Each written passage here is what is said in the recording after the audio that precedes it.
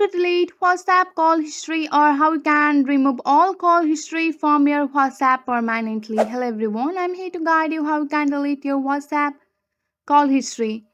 For that, you have to make sure that you have the latest version of your WhatsApp app. If if you don't have, you have to go to your Play Store and search for the WhatsApp on your device on your search bar. After that, you have to open it up your WhatsApp and then open up your WhatsApp, and on the bottom you can see the many call option. So if you want to delete your WhatsApp call history, you have to go for the three dot you have to go to the three dot bar which is on the top right and go for the clear call log. So if you want to delete your entire call log, you have to go for the OK option. So if you want to delete it single by single, you have to long press on that call and go for the delete icon. So if you want to clear all call history, you have to go for the three dot icon and go for the clear call and go for the OK option.